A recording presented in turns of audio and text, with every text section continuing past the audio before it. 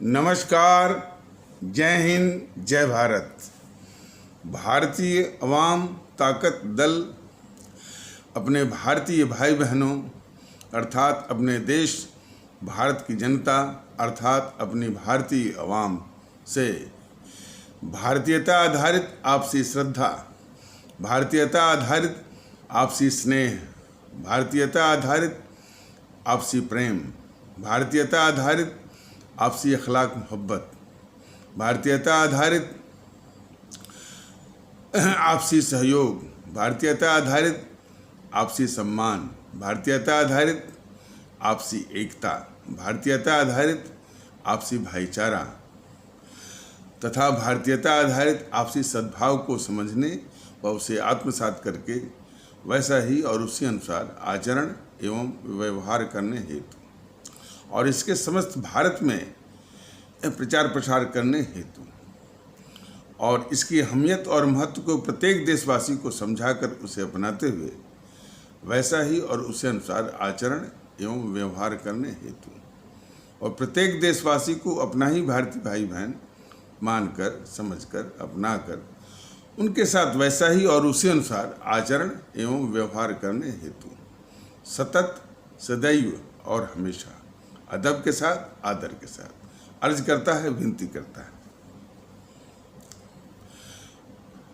अब आप सभी लोग देख रहे होंगे कि टीवी चैनलों पर बस मात्र एक घटना, हालांकि उसका जिक्र पिछले एपिसोड में किया गया था कि कोई बुजुर्ग थे, उनके कुछ शरारती या असामाजिक या आपराधिक किस्म के तत्वों ने उनके साथ जो है उनको माने फिजिकली असॉल्ट कर दिया, माने उनको पीटा पाटा। ये बहुत समाज के लिए शर्मनाक बात है और आपराधिक मामला तो है ही और समाज के लिए बहुत माने जिनकी समाज को इज्जत देनी चाहिए और समाज देता भी है, लेकिन ये इस तरह की घटनाएं जो हैं उसको शर्मसार करती हैं। उमूमन लोग बुजुर्ग को सम्मान देते हैं, ऐसा नहीं कि पूरा समाज बिगड़ गया है। लोग बुजुर्गों को सम्मान देते हैं, लेकिन ऐसी घटनाएं जो हैं उनको शर्मसार करती हैं। तो एक तो शर्मसार करने वाली बात है और बहुत संवेदनशील मामला है कि जिनको मैंने इज्जत बख्शनी चाहिए और उनके साथ ऐसा हो रहा है और आपराधिक मामला भी बनता है और आपराधिक मामला में उसको हल्के रूप में न लेकर के ऐसे तत्वों को पकड़ धकड़ करके ऐसी सज़ा उनको आने कोर्ट को से परे कि फिर कभी किसी इसी सम्माननीय नागरिक या बुजुर्ग के साथ कोई ऐसी अपमानजनक वो हिमाकत या हिम्मत मैंने ये करने की जरूरत न कर सके, इसकी आवश्यकता बस तो मामला बस यहीं तक है। तो इसको न करके ये जो राजनीतिक दल हैं इसको जो है सांप्रदायिक रंग देने की जुगत में है और उसमें समाजवादी का भी भूमिका आ रही है। समाजवादी के साथ साथ जो है बीजेपी वाले भी उसको क्या रंग दे रहे हैं और कांग्रेस मैंने जीएनपीसी, गांधी नेहरू परिवार चंडाल चकोड़ी काकस, वो तो असली ये काकस मैंने ये जीएनपीसी ही है। वो तो हमारे भारतीय भाई बहन जो है वो भ्रम से या भूल से या गलती से उसको कांग्रेस कह रहे हैं और इसी तिकड़म से उसने चुनाव आयोग से भी जो है इस तरह का यानी पंजीकरण भी ले लिया है, वो भी भारतीय राष्ट्रीय कांग्रेस के रूप में। तो ये सभी जो है उसमें लगे हुए हैं और जिन लोगों ने झूठी खबर फैलाई, व्हाट्सएप फैलाया, उसके समर्थन में ये गद्दार राहुल आ गया। अब चूंकि इस गद्दार राहुल को अब कोई मुद्दा देश के खिलाफ मिल नहीं रहा है तो वह अब इस स्तर तक भी उतर गया हो और जितने भी टीवी चैनल आप मुख्य रूप से आप देखेंगे जी न्यूज़ है, इंडिया न्यूज़ है, और जी न्यूज़ के और भी जैसे कि जी हिंदुस्तान है, और इंडिया टीवी है, NDTV, TV9 Bharatvarsh, Republic Bharat, और न्यूज़ नेशन, और न्यूज़ 24, न्यूज़ 18 इंडिया, ये सब जो है इसी पर बहस करवा रहे हैं। इससे क्या लगता है कि उनके यहाँ मुद्दों का अकाल पड़ गया है, ये मुद्दों को लेकर वो कंगाल हो गए हैं, और इसी सिर्फ यही गंदगी, यही जहर फैलाने के लिए उनके पास रह गया है। इस चीज़ को हमारे आदरणीय भारतीय भाई बहन बहुत गौर से देखें कि इनकी फितरत क्या है, इनकी मंशा क्या है, इनके करतूत क्या है। टीवी चैनल वालों के कोई अच्छी बात कहने को इनके पास नहीं रह गया है, सिवाय गंदगी और जहर फैलाने के समाज में। तो ये रहा। अब जो भारतीय आवाम ताकत दल इस यूट्यूब के संदेश के माध्यम से अपने आदरणीय भारतीय भाई बहनों के बीच में भारतीयता आधारित आपसी एकता, भाईचारा, सद्भाव, इखलाक, मोहब्बत, सम्मान, सहयोग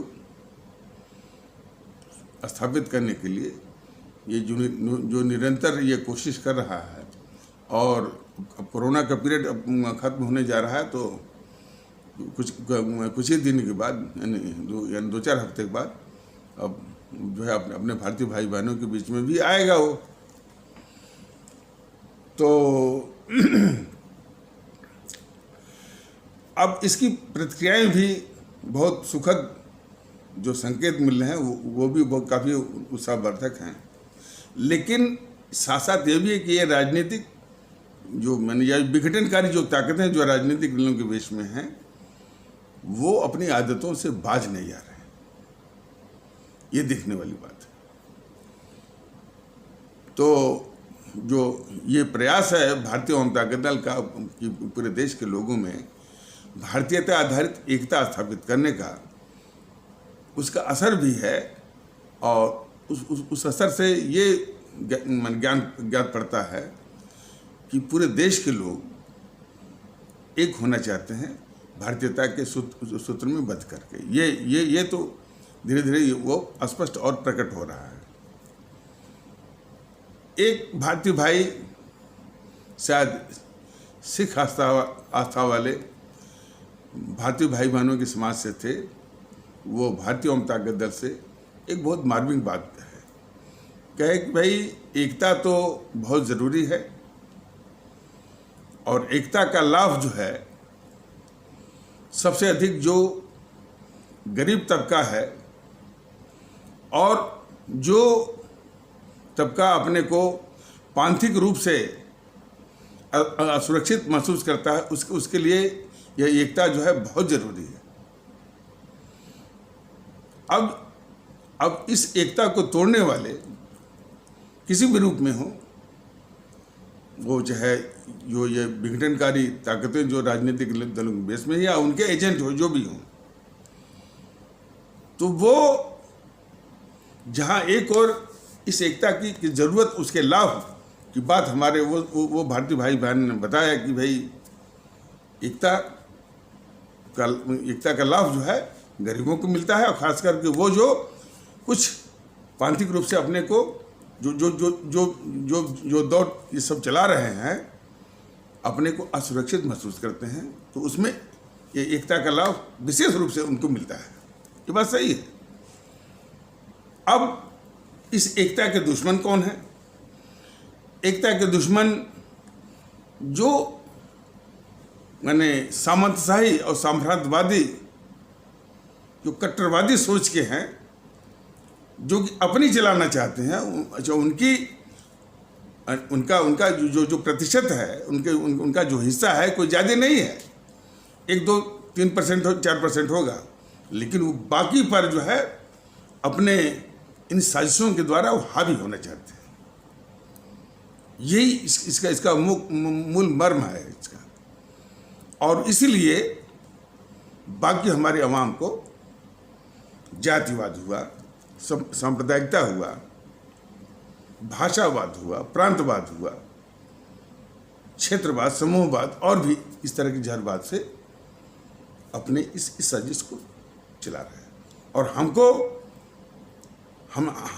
हमको आपके सभी को अपनी अस्मिता, अपनी पहचान इसी में ढूंढो, जाति में ढूंढो, जातियों के उपजातियों में ढूंढो, और भी टुकड़ा हो सके तो उसमें ढूंढो, अपने संप्रदाय में ढूंढो, अपने भाषा में ढूंढो, अपने प्रांत में ढूंढो। इस तरह से ये सामंतशाही, सम्भ्रांतवादी, कट्टरवादी सोच के लोग बाकी सभी अवाम को इस तरह से उनको कमजोर करने के लिए, इसलिए कि जब ये इलेक्शन होता है तो इलेक्शन में मालिक कौन होती है? आवाम होती है। उसके पास वो जो है मताधिकार का अमोघ अस्त्र है। तो उनसे ये कैसे हासिल करेंगे? एक तो उनको कमजोर करेंगे बांट करके, इनको वो सिखाएंगे कि भाई आपकी पहचान देश के साथ नहीं है, राष्ट्र के साथ नहीं है, आपकी पहचान इस जातियों और जो उपजातियों से है। तो ऐसे लोग जो है बहुत ही खतरनाक और इस भारतीय समाज के शत्रु हैं, इस देश के शत्रु हैं। यानी नाम लेने की आवश्यकता नहीं है। यह सिर्फ जो है उनको पहचानने की आवश्यकता है। तो बात सही है।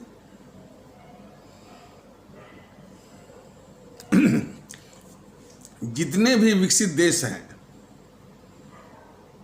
इसके पहले भी बताया गया है कि फ्रांस है, जर्मनी है, जापान है, ब्रिटेन है, अमेरिका है, वहाँ के लोग अपनी पहचान वजूद उस देश के साथ जोड़ते हैं, उस राष्ट्र के साथ जोड़ते हैं।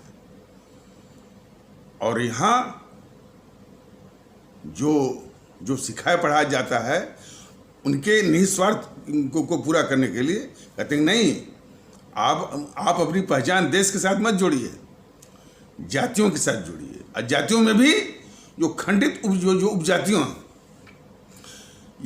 यह उनको नहीं बताते हैं कि भाई जब इस देश का संविधान बन गया, जिस संविधान से पूरा देश चलता है, ऐसी बात नहीं, इसमें कोई शक नहीं है, उस संवैधानिक प्रावधानों का उल्लंघन तो हो रहा है, ये तो पता है, लेकिन मोटा मोटी अभी भी उसे संचालित हो रहा है और सुप्रीमेसी उसी की है। तो वो जो संविधान जिससे ये हमारा देश वो संचालित है, नियंत्रित है, आदेशित और निर्देशित है, वो 26 जनवरी 1950 को लागू हो गया। और उसने हमारी जितनी भी इस तरह की पहचान थी, जातियों के आधार पर या उपजातियों के आधार पर या संप्रदाय के आधार पर, भाषा के आधार पर, प्रांत पर, उसने सब समाप्त कर दिया। और उसने हमको एक ही पहचान दी कि we the people of India, हम भारत के लोग। यह चीज़ इन समूहों ने नहीं बताया, लेकिन भारतीय जनता दल बता रहे कि नहीं भाई, अब आपका कि सारा जो जाति के आधार पर, संप्रदाय के आधार पर या उपजातियों के आधार पर, भाषा या प्रांत के आधार पर जो भी पहचान थी रही होगी, वो सब समाप्त हो गई बस। और चूंकि यह देश संविधान से चलता है, तो उस संविधान ने हमको जो पहचान दी है वो राष्ट्र के साथ जोड़ने वाली कि हम भारतीय नागरिक हैं, बस। यही चीज़ जो है सबको समझने की जरूरत है। तो बाकी जो विकसित देश हैं वो सब वहाँ के रहने वाले बस वो जो है अपने को उस देश के साथ जोड़ते हैं। और यहाँ जो सिखा पढ़ा रहे हैं ये विघटनकारी ताकतें, जितने भी राजनीतिक दल हैं, वो संप्रदाय में, जाति में इत्यादि में जुड़ने की बात करते हैं। तो इसी से आप लोग समझ जाए कि ये समाज के कितने बड़े शत्रु हैं।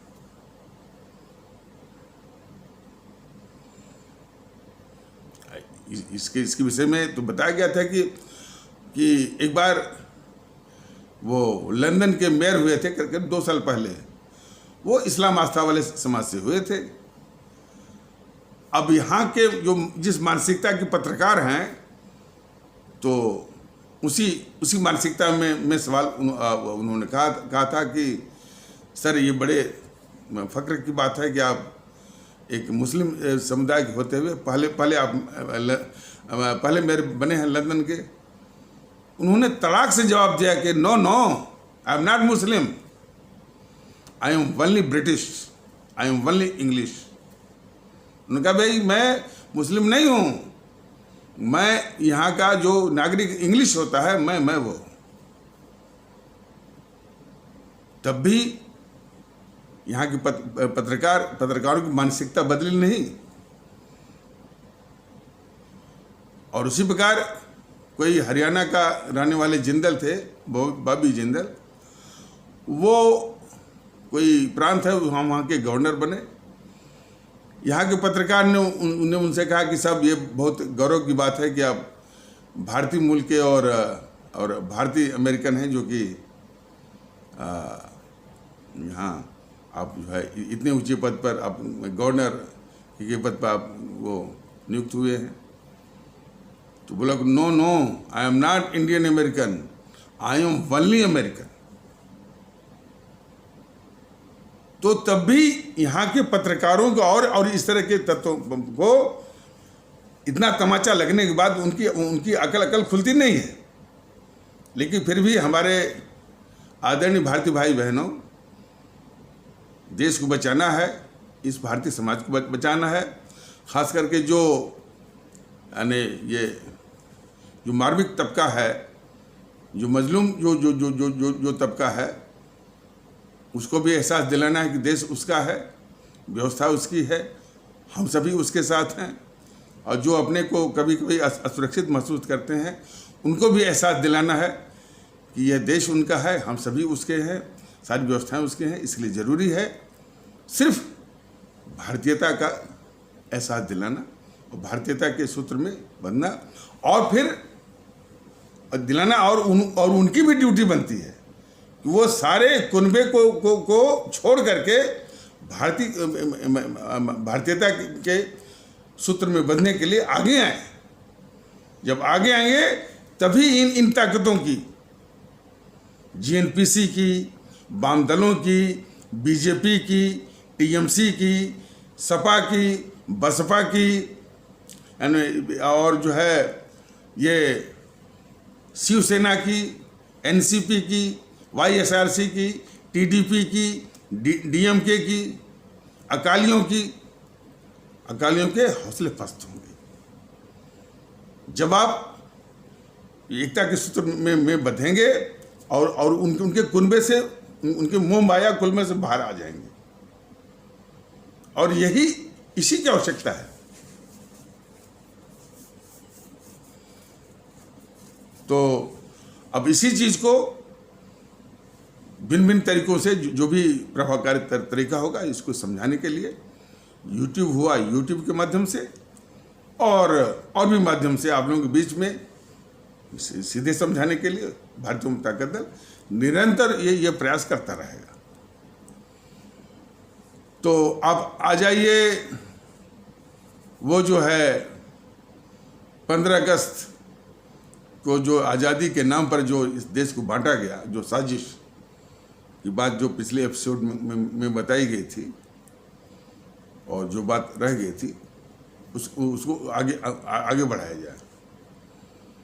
तो पिछले एपिसोड में बताया गया था कि जिसमें सत्ता की छीना झपटी चल रही थी, और ये 2 गद्दार, मोहनदास करमचंद गांधी और गद्दार जवाहरलाल नेहरू, इन सबों ने सूंघ लिया था कि अंग्रेज अब जाने वाले हैं और सत्ता वो सौंप के जाएंगे। तो अब ये साजिश करने लगे कि सत्ता जो है, या प्रधानमंत्री पद जो है, या सत्ता जो है, वो सिर्फ जवाहरलाल नेहरू गद्दार को मिले। तो जाने के पहले जैसा कि पिछले एपिसोड में बताया गया था कि उन्होंने कहा, अंग्रेज़ों का ये कहना था कि हम अपने रहते हुए एक इंटरिम कैबिनेट, अंतरिम कैबिनेट बनाना चाहते हैं और उसका एक प्रधानमंत्री भी नियुक्त करना चाहते हैं, और इंटरिम कैबिनेट का या अंतरिम मंत्रिमंडल का प्रधानमंत्री वही होगा जो कांग्रेस का अध्यक्ष होगा। जब ये बात आई तो मैंने सन 1942 से लेकर के लगातार जो है कांग्रेस के अध्यक्ष जो है, हालांकि कांग्रेस में व्यवस्था थी कि कांग्रेस का अध्यक्ष जो है वो 1 ही साल के लिए होता है, लेकिन किन्हीं कारणों से मौलाना अबुल कलाम आज़ाद वो लगातार सन 42 से वो अध्यक्ष जो है वो चलते चले आ रहे थे। तो फटाफट इन सबों ने, मोहनदास करमचंद गांधी और नेहरू ने, दोनों गद्दारों ने उनसे इस्तीफा दिलवा दिया। यदि इस्तीफा न दिलवाते तो वही प्राइम मिनिस्टर बनते, अंतरिम जो है वो मंत्रिमंडल का, तो उनसे इस्तीफा दिलवा दिया।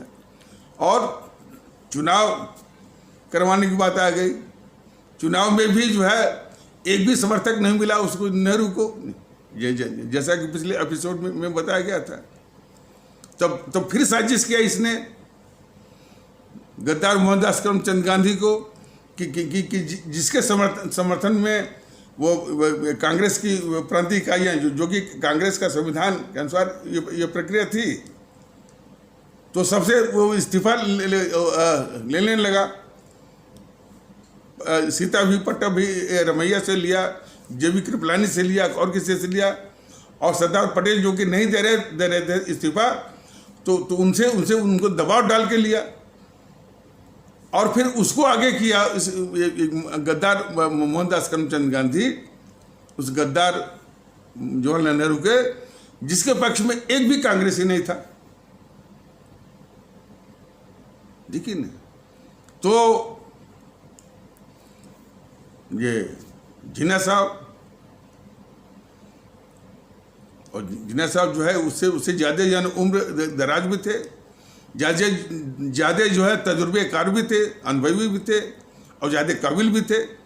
तो उन्होंने दवा ठोक दिया। अब ऐसा है कि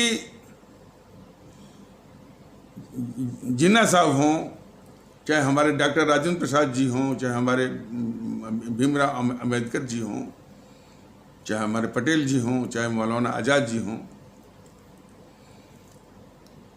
इन लोगों की बस गलती यही थी कि इन दोनों के जो तांडव कर रहे थे देश बांट करके, इसके आगे क्यों झुक गए। जो पूरा विरोध करते तो शायद इन सबों का तांडव नहीं होता और देश बढ़ता भी नहीं। इतनी बात तो है। और ये जो उसके तांडव के आगे जो नतमस्तक हो गए, झुक गए, इसकी उनको सजा भी मिली, व्यक्तिगत रूप से अपमानित भी हुए। और कि इसे गद्दार नेहरू ने किसी को नहीं छोड़ा, न मौलाना आज़ाद को, न सरदार पटेल को, न डॉक्टर राजेंद्र प्रसाद को, न बाबा साहब भीमराव अम्बेडकर को, सबको व्यक्तिगत रूप से उसने अपमानित किया। और जिन्ना साहब की गलती ये थी कि जब उन्होंने पूरे देश के प्रधानमंत्री पद के लिए दावा किया था, तो फिर वो एक टुकड़े पर क्यों शांत हो गए, ये भी गलती थी। लेकिन इन गलतियों के बावजूद भी जो महापाप है इन दोनों गद्दारों के द्वारा सिर्फ सत्ता नेहरू को दिलाने के लिए जो देश को बांटना और उसके परिणाम स्वरूप जो है हमारे 25 से 30 लाख लोगों की जान चली गई, 3 करोड़ से ऊपर लोगों के घर उजड़े। इस महापाप से वो बच नहीं सकते। अब जैसे मैंने यदि इसकी सिमिलरिटी और पैरेललिज्म महाभारत से ली जाए, तो महाभारत में जिस तरह से महारानी द्रौपदी को अपमानित करने का जो प्रयास किसका था? वो जो दुष्ट था, दुर्योधन, और दुर्योधन के आदेश पर कौन था? दुशासन। तो ये दोनों दुष्ट थे। इनकी दुष्टता के आगे पितामह भीष्म वो झुक गए, गुरु द्रोणाचार्य भी झुक गए, गुरु कृपाचार्य भी झुक गए, पांचों पांडव भी झुक गए। तो इन लोगों की गलती थी, इसलिए सबको व्यक्तिगत रूप से सजा मिली। लेकिन इसका यह मतलब नहीं है कि जो दुष्टता उसके दुर्योधन की थी या दुशासन की थी, वो दुष्टता में कोई कमी आए या उसके पाप धुल गए। उसी प्रकार इन लोगों की गलती जरूर थी। डॉक्टर राजेंद्र प्रसाद, भीमराव अंबेडकर, सरदार पटेल, मौलाना आज़ाद, या ये जिन्ना, मोहम्मद अली जिन्ना, जिन्होंने जो है प्रधानमंत्री पद का दावेदारी ठोकी थी, और वो क्यों जो है एक टुकड़े पर जो है शांत हो गए, ये सारे सवालात हैं। लेकिन इसका ये मतलब नहीं है कि इन गद्दारों की देश बांटने की और जो माने जिसे हमारे भारतीय भाई बहन आपस में ही कट मार करके हलाक हो गए, 3 करोड़ से ऊपर लोगों के घर उजड़े, वो पाप जो है पाप धुल गया। ये बात। तो उसमें जो इन समूह का जो तांडव चल रहा था, दो ही जो है परिदृश्य था। एक था कि उसमें कि मीडिया, उसमें अखबारों को उसमें अखबारों को उठा करके कोई देखे तो मीडिया यही कह रहा था, मैंने उसमें अखबार यही कह रहा था कि अरे सुभाष चंद्र बोस तुम कहाँ हो, तुम आओ, तुम्हारी बड़ी बड़ी जरूरत है, ये देश को बांट रहे हैं। इस तरह की पुकार जो है उस समय का मीडिया और अखबार कर रहा था। लेकिन देश को क्या मालूम था कि भाई जिस हमारे नेताजी सुभाष चंद्र बोस के लिए ये मीडिया पुकार रहा है, उसको तो ये गद्दार नेहरू जो है वो मरवा चुका है। और मरवाने के बाद ये उनके परिवार पर लगातार जासूसी भी करवाता रहा जब तक ये जिंदा रहा। जो कब मरा है, ये 1964 में मरा था ये, तब तक ये जासूसी करवाता रहा। और उनके खौफ से इतना भयभीत था ये कि उसको ये पता था हमने वो मरवाने की साजिश तो की है, पता नहीं यानी कब वो प्रकट हो जाए। और यदि नेताजी प्रकट हो गए तो क्या होगा, इसे गद्दार मोहनदास करमचंद गांधी का खुद अपना क्या होगा। तो इसके बाद भी पक्का इंजाम के लिए वो जो है गवर्नर जनरल था, लॉर्ड माउंटबेटन से मिल करके वो दस्तावेज बनवाया, जिसमें हमारे आदरणीय राष्ट्रभक्त शिरोमणि नेताजी सुभाष चंद्र बोस, जो कि हमारे सभी भारतीयों के दिल पर राष्ट्रभक्ति के सबसे बड़े आदर्श, सबसे बड़े जो है प्रतिमान, सबसे बड़ी प्रतिमूर्ति के रूप में आज भी विद्यमान हैं, उनको ये गद्दार नेहरू अंतर्राष्ट्रीय अपराधी के रूप में मानते हुए वो दस्तावेज बनवाया। और उसमें एक बाध्यता विधि भारत सरकार के ऊपर कि यदि ये भारत में पाए जाए तो उनको अंतर्राष्ट्रीय अपराधी के रूप में पकड़ करके वो ब्रिटेन को सौंपा जाए। इतना बड़ा गद्दार था ये नेहरू। अब ये सारी चीजें जो भारतीय जनता दल बता रहा है अपने आदरणीय भारतीय अवाम को, ये बीजेपी वाले क्यों नहीं बताते? यही तो गद्दारी है बीजेपी वालों की, मोदी की देश के खिलाफ, नेहरू की सारी गद्दारियों को छिपाना।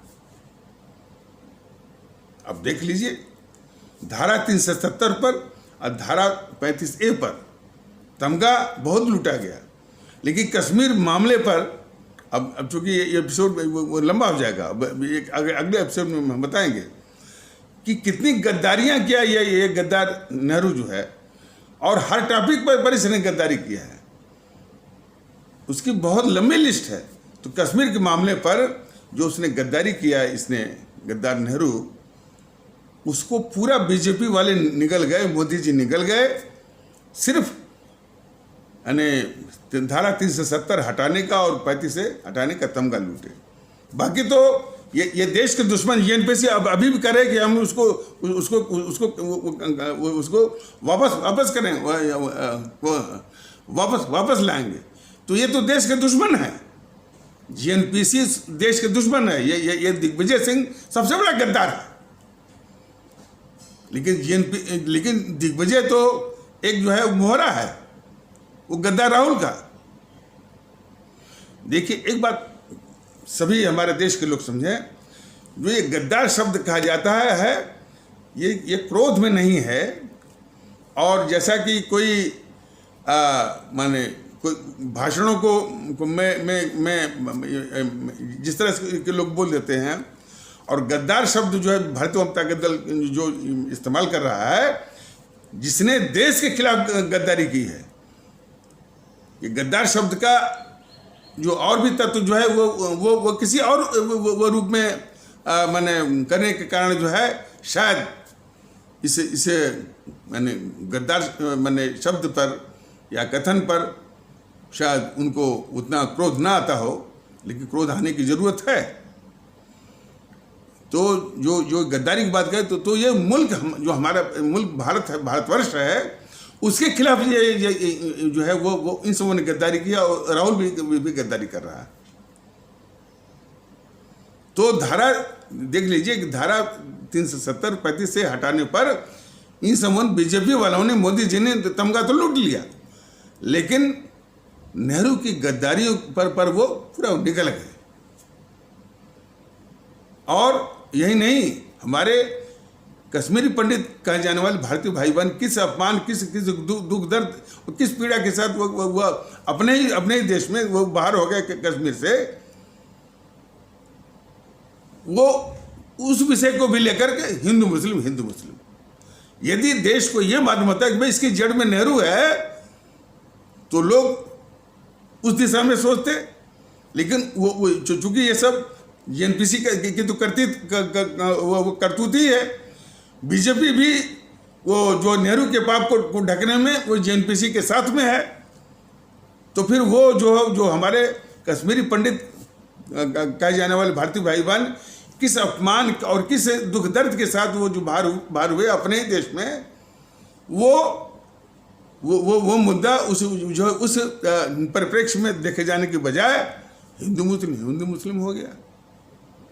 और जितने प्रवक्ता भी आते हैं तो वो परिचर्चा करने के लिए, डिस्कशन के लिए, वह भी नेहरू को जिम्मेदार नहीं मानते हैं, आपस में ही हिंदू मुस्लिम करते हैं।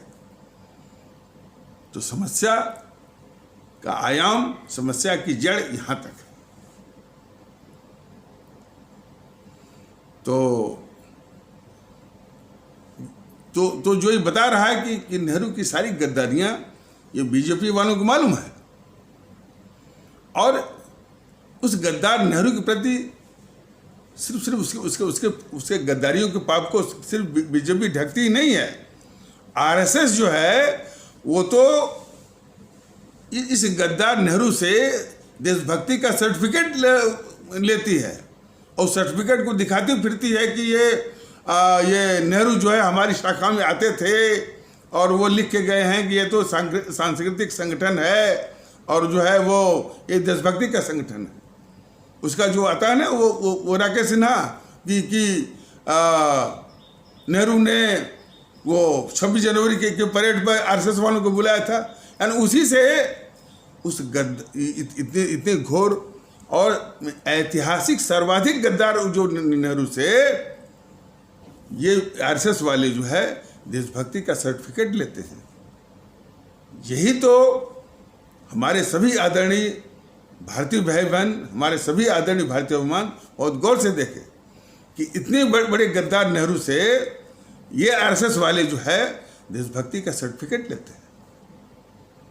तो ये किस किस्म के देशभक्त हैं, आप लोग समझ जाइए। तो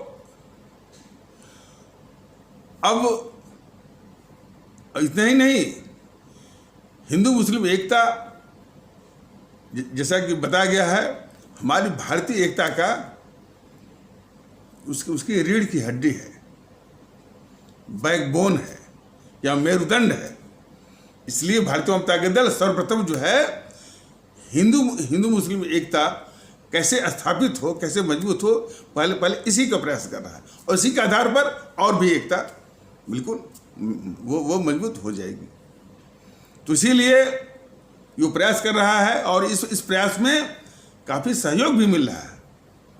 जैसा कि बता रहा है कि हमारे अब इस्लाम आस्था वाले भारतीय भाई बहन अब ये कहते हुए बिल्कुल सार्वजनिक रूप से आगे आ रहे हैं कि हम तो मुसलमान हैं ही नहीं, हम भारतीय हैं। और यही चीज़ जो कि पिछले एपिसोड के माध्यम से बताया गया और आगे भी बताया जाएगा, अब सभी भारतीय भाई बहन उन कुनबों से बाहर आकर के सिर्फ कहें कि हम भारतीय हैं।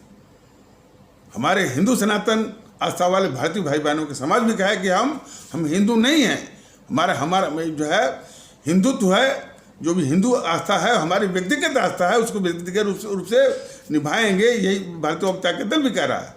लेकिन हमारी पहचान कि हम भारतीय हैं, हम हिंदू नहीं हैं। सभी ईसाई पंथ जो है वो आस्था वाले भारतीय भाई बहनों समाज को भी करना होगा। हमारे सिख आस्था वाले भारतीय भाई बहनों के समाज के लोगों को भी करना होगा। और इसी प्रकार विभिन्न भारतीय भाषाओं को बोलने वालों को भी करना होगा, और विभिन्न भाषा आधारित प्रांत में रहने वाले भारतीय भाई बहनों को भी करना होगा। इसी को आवश्यकता है, उस संकुचित संकीर्ण दायरे से बाहर निकल के भारतीयता के परिवेश में आकर के ऐसा करना हो। तो अब हिंदू मुस्लिम एकता का कितना बड़ा दुश्मन था ये मोहनदास करमचंद गांधी। एक बात और कि इन सबों ने कैसा वातावरण बनाया, वातावरण तो बहुत जहरीला टाइप का है। अब इन दोनों गद्दारों का, यानी मोहनदास करमचंद गांधी और ये नेहरू का, जो अब इसको एनपीसी वालों ने देखा अपने स्वार्थ में एक मजबूत उनको ढाल बनानी थी अपने पापों को छुपाने के लिए, तो उनको राष्ट्रपिता बना दिया, फादर ऑफ द नेशन, और फिर सत्य का पुजारी, अहिंसा का पुजारी। भारत में नहीं पूरी दुनिया में इसका जो है वो ढिढोरा पिटवाया। और उसी ढिढोरे को ये बीजेपी वाले भी बजा रहे हैं, उसी ढिढोरे को मोदी जी भी बजा रहे हैं कि ये गांधी जो है वो राष्ट्रपिता है, सत्य का पुजारी है, अहिंसा का पुजारी है। और इसके पीछे राज ये है कि बीजेपी भी इसके यानी इन गद्दारों के सुर में इसलिए मिला रही है कि, और नेहरू के पाप को इसलिए ढक रही है कि एनपीसी वालों में, और ये भले आप देखिए राजनीतिक रूप से ये आपके विरोधी भले लगते हों, लेकिन इन समूह की मंशा लगभग एक ही जैसी है, यानी एनपीसी वालों की भी और इनकी, कि उनको ये लगता है कि जो आरएसएस जो है अब हमारा देश तो संविधान से चलता है, हमारा ये जो है यानी भारतीय वो गणतंत्र है, और भारत गणराज्य है, इंडियन रिपब्लिक है। फिर भी आरएसएस इसके ऊपर अपनी एक यानी जबरदस्ती वो थोपते कि नहीं ये हिंदू राष्ट्र है। तो हिंदू राष्ट्र की जो है एक अफीम, एक नशा कुछ लोगों को वो खिलाती रहती है, पिलाती रहती है, उनको उसी नशे में मस्त जो है वो करती रहती है। तो इसको ये एहसास है कि यदि इसके पाप को ढकेंगे नहीं, गद्दारी के पाप को ढकेंगे नहीं नेहरू के या एनपीसी के, तो जिन्ना साहब की थ्योरी आ जाएगी, तब जो है तो फिर जो है ये हिंदू राष्ट्र वाला जो अफीम जो खिला करके जो अपनी जो सामंतशाही सोच को के आधार पर पूरा एक डोमिनेंस, एक प्रभुत्व, एक वर्चस्व जो स्थापित वो करना चाहती है आरएसएस, वो संभव नहीं होगा।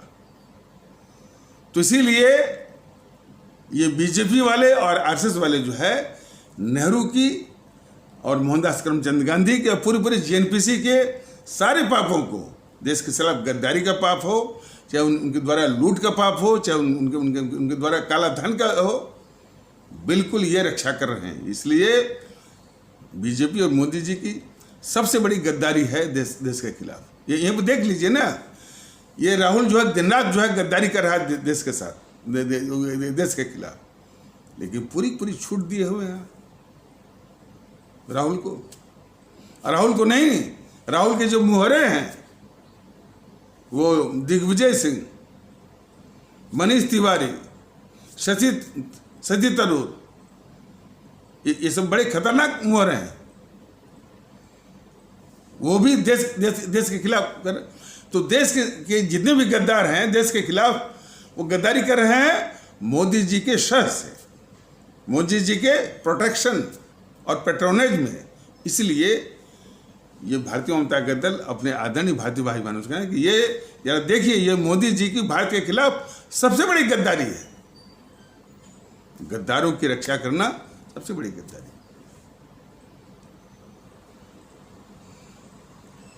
अब कभी तो इन गद्दारों के प्रति जो उनके मन में दबी हुई बात रहती है वो भी कहने से संकोच नहीं करते हैं मोदी जी। उन्होंने लोकसभा में कहा ना कि जब तक मोदी है तब तक मजे लीजिए। किनको? देश के गद्दारों को। देश के गद्दारों को राहुल हुआ और जेएनपीसी हुई, वामदल हुए, और इसी प्रकार जो टीएमसी वाली जो है ये ममता बनर्जी, और कितना अराजक किस्म का है। देखिए ये सब, मैंने इसको शर्म भी नहीं आती है इसे ये प्रधानमंत्री को कि उसके शासनकाल में ये न्यूज़ आ रही है कि राज्यपाल में मुख्यमंत्री में ठनी। राज्यपाल और मुख्यमंत्री की क्या तुलना है भाई? कोई बता दे। प्रोटोकॉल क्या जो है वो क्या बोलता है? जो इंडियन कॉन्स्टिट्यूशन के अनुसार जो ऑर्डर ऑफ प्रेसिडेंस है या प्रोटोकॉल है, उसमें राज्यपाल जो है वो चौथे नंबर पर आता है, अब मुख्यमंत्री 8वें और 10वें नंबर पर आता है। यह है फर्क। तो ये शर्म भी नहीं आती है जनरल वालों को भी, और शर्म भी नहीं आती है मोदी जी को भी कि ये राज्यपाल वर्सेस मुख्यमंत्री। अरे तुम प्रधानमंत्री हो, यदि मुख्यमंत्री की गलती है 1 मिनट में उसको जो है वो बर्खास्त करो, और यदि कोई माने कॉन्स्टिट्यूशन के अकॉर्डिंग कोई गलती यदि गवर्नर है तो उसको यानी वापस बुलाओ, और ऐसा गवर्नर रखो कि जो कि as per the provisions of the Indian constitution वो काम करे। ये दोनों की लड़ाई बताइए। तो बेशर्म जो है मीडिया भी है, बेशर्म जो है मोदी भी हैं, बीजेपी वाले भी हैं, और जो कि इस तरह का मौका दे रहे हैं। तो इस देश में जब से ये मोदी महोदय आए हैं, और कैसे ये बोलता है कि सबका साथ सबका विश्वास, सबका विश्वास कैसे हो सकता है? तुम जो है देश के दुश्मनों को, देश के गद्दारों को पूरी छूट दे रखे हो क्योंकि वो देश के साथ गद्दारी करें, तो उनको पाल रहे हो और कह रहे हो कि सबका विश्वास का तो कोई वो सवाल ही नहीं। सिर्फ आप पर विश्वास हो सकता, आप पर सिर्फ वही विश्वास करेगा, राहुल करेगा, दिग्विजय करेगा, मनीष तिवारी करेगा, शशि थरूर करेगा कि भाई भले मुंह से कुछ जरूर बोलते हो, लेकिन ये हमारी पूरी व्यवस्था और पूरी रक्षा ये कर रहे हैं। तो मन की बात, सबका साथ, ये सब बिल्कुल ढकोसला पाखंड है, एक छलावा है। लेकिन हमारे आदरणीय भारतीय भाई बहनों, इनको पहचानिए। राष्ट्रवाद जो है, जो यानी जो ये देश विरोधी ताकतें हैं, इन्होंने स्टिकर लगा रखा राष्ट्रवाद का। ये बड़े खतरनाक हैं। देश विरोधी ताकतों को पालने वाले, देश विरोधी ताकतों को देश के खिलाफ गद्दारी करने का पूरा मौका देने वाले हैं, पूरा अवसर देने वाले हैं। मोदी जी ने कह भी दिया कि जब तक मोदी है तब तक आप मजे लीजिए और देश के खिलाफ गद्दारी करते रहिए। समस्या ये है। और ये चैनल वाले ये भी, अब जैसे जी न्यूज़ वाला, अब वो उस बात पर जो कि हमारे बुजुर्ग के साथ जो इस तरह से घटना हुई, तो दिखा रहा है ब्रेकिंग न्यूज़ में कि कांग्रेस जो है झूठ और अफवाह की फैक्ट्री। अरे भाई, ये फैक्ट्री का है, वो झूठ अफवाह का ही संगठन है। और उसने कब इस देश के खिलाफ इस्तेमाल नहीं किया? क्या इसको बताना पड़ेगा वो जी न्यूज़ वाले को कि इतनी बड़ी साजिश की सत्ता हथियाने के लिए देश बांट दिया और इतने लोगों की जानें चली गई, वो घर उजड़े, उसको किस झूठ अफवाह से ढक करके उसका इल्जाम यानी किसी और के मत्थे में वो मर दिया। अब चूंकि ये एपिसोड वो लंबा हो जाएगा, लेकिन हिंदू मुस्लिम एकता जिसके विषय में ये भारतीय जनता दल की मेरुदंड है, उसका किस तरह से अपमान किया इसने, इसे गद्दार मोहनदास करमचंद गांधी ने आगे आने वाले एपिसोड में बताया जाएगा कि हिंदू मुस्लिम एकता जो हमारी भारतीय एकता की मेरुदंड है, बैकबोन है, रीढ़ की हड्डी है, इसको किस तरह से गद्दार मोहनदास करमचंद गांधी ने अपमानित किया और पाखंड जो है क्या क्या करता रहा, तो ये बताने की आवश्यकता है। लेकिन ये सारे जीएनपीसी को पाप को धुलना, इन सारे गद्दारों को जो पूरा मौका देना देश के साथ गद्दारी करने का, ये सबसे बड़ी गद्दारी बीजेपी वालों की और मोदी जी की देश के खिलाफ है। ये हमारे सभी आदरणीय भारतीय भाई बहन बहुत गौर से इसको देखें और इनको मत पेटी पर, और इनको राष्ट्रवादी तो समझे ही नहीं, राष्ट्रघाती हैं, तो मत पेटी पर इनको माकूल जवाब बिल्कुल दें, तभी जाकर के इन सबों की अकल जो है वो ठिकाने आएगी। अकल ठिकाना लगाना कोई मकसद नहीं है, इनसे निजात पाना है, इनसे निजात पाना इस मुल्क को, ठीक है।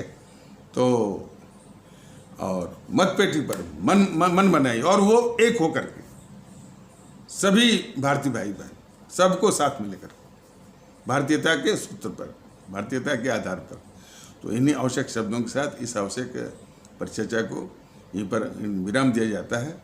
तब तक के लिए नमस्कार, जय हिंद, जय भारत।